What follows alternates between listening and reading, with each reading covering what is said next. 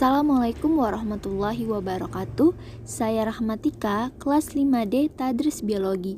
Pada video ini saya akan menjelaskan tentang dasar, fungsi, tujuan pendidikan nasional, dan tugas, hak, serta kewajiban tenaga pendidikan.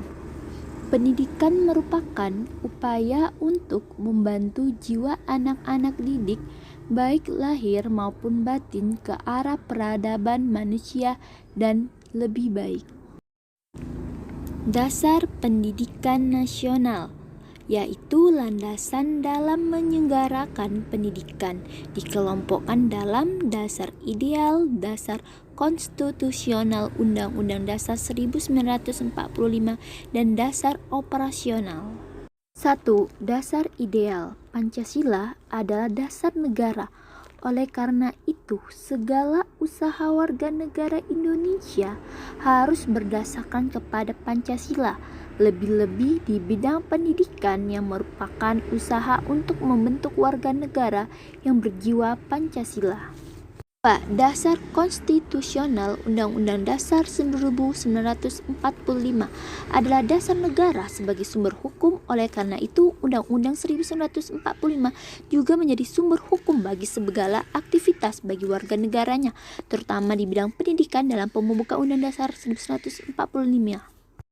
Ketiga, dasar operasional.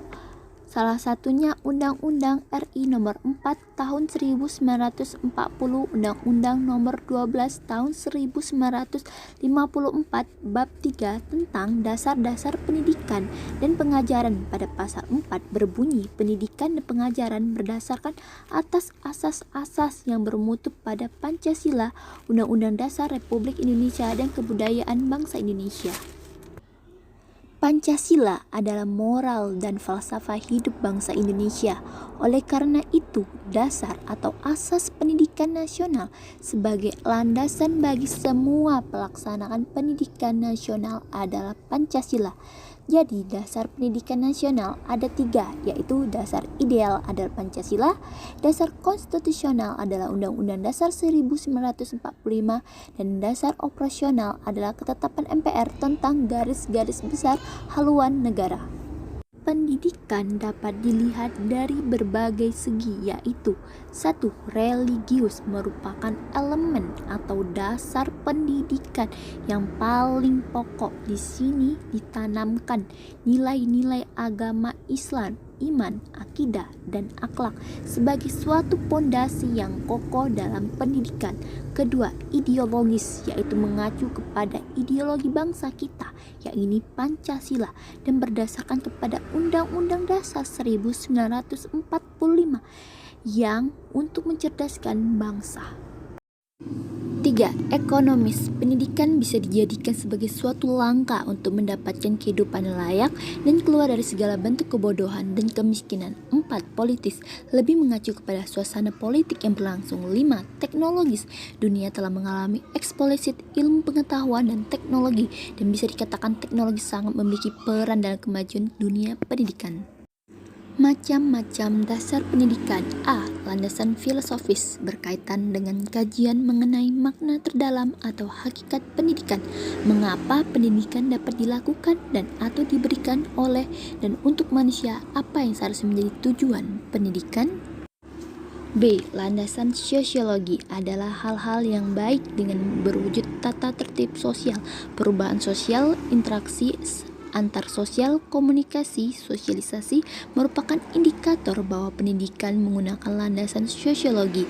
C. Landasan kultural. Di Indonesia telah ditegaskan bahwa pendidikan nasional akar pada kebudayaan bangsa Indonesia.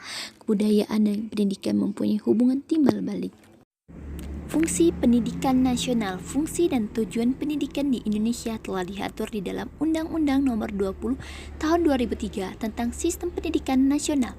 Di dalam undang-undang tersebut memuat segala hal yang bersangkutan dengan pelaksanaan pendidikan nasional di Indonesia, yang meliputi pengertian pendidikan, fungsi dan tujuan pendidikan, jenis-jenis pendidikan, jenjang pendidikan, standar pendidikan, dan lain sebagaimananya. Dengan demikian, arah pendidikan di Indonesia sudah ditentukan dengan sedemikian rupa, mengacu pada Undang-Undang Nomor 20 Tahun 2003 tentang Sistem Pendidikan Nasional. Fungsi pendidikan yaitu pasal 3 yang menyatakan bahwa pendidikan nasional berfungsi mengembangkan kemampuan dan membentuk watak serta peradaban bangsa yang martabat dan rangka mencerdaskan kehidupan bangsa, bertujuan untuk berkembang potensi peserta didik agar menjadi manusia yang beriman, bertakwa kepada Tuhan Yang Maha Esa, berakhlak mulia, sehat, berilmu, cakap, kreatif, mandiri, dan menjadi warga negara yang demokratis serta bertanggung jawab. Pendidikan merupakan sektor yang paling strategi dalam pembangunan nasional.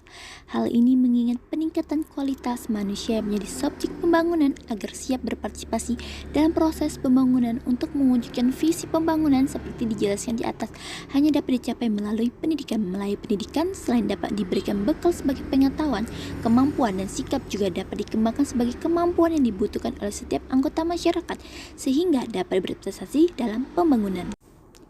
Bahwa pendidikan adalah sebagai investasi sumber daya manusia yang memberi manfaat moneter ataupun non-moneter.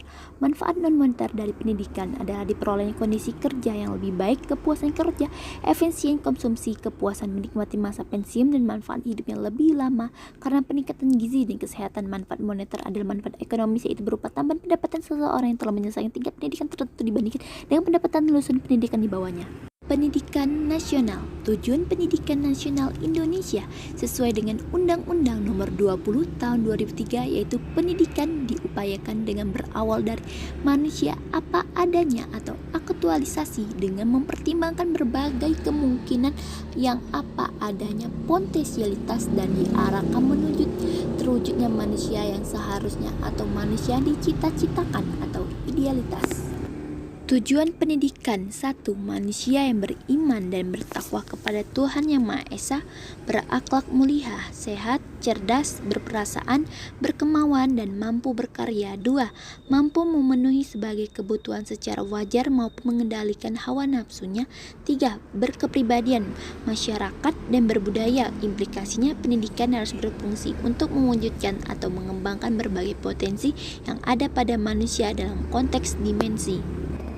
Pendidikan juga diharapkan untuk memupuk iman dan takwa kepada Tuhan Yang Maha Esa, meningkatkan pembangunan dan kemajuan politik, ekonomi, sosial, budaya, dan mempertahankan keamanan.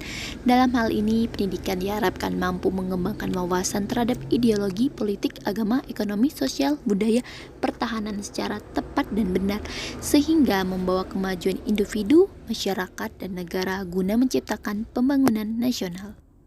Tugas, hak, dan kewajiban tenaga kependidikan. 1. Tugas tenaga kependidikan. Kata kependidikan berkenaan dengan bidang pekerjaan mendidik. Kata ini berasal dari kata pendidik, mendapatkan awalan ke dan berakhiran an, berarti proses atau kegiatan mendidik. Dalam konteks pendidikan di Indonesia, kata pendidikan berarti sama dengan menunjukkan kata keguruan atau ilmu pendidikan, sehingga apabila dikaitkan dengan tenaga pendidikan berarti orang-orang terlibat dalam proses kegiatan pendidikan. 2003 tentang Sistem Pendidikan Nasional Pasal 39 ayat 1 dan 2 dinyatakan bahwa tenaga pendidikan bertugas melaksanakan administrasi, pengolahan, pengembangan, pengawasan, dan pelayanan teknis untuk menunjang proses pendidikan pada satuan pendidikan.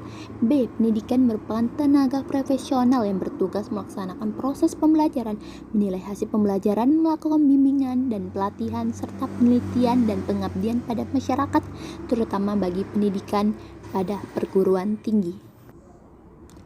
Hak tenaga kependidikan. A. Memperoleh penghasilan dan jaminan kesejahteraan sosial yang pantas dan memadai. B.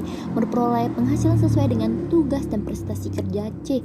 Memperoleh pembinaan karir sesuai dengan tuntutan pengembangan kualitas. D. Memperoleh pelindungan hukum dalam melaksanakan tugas dan hak atas hasil kekayaan intelektual.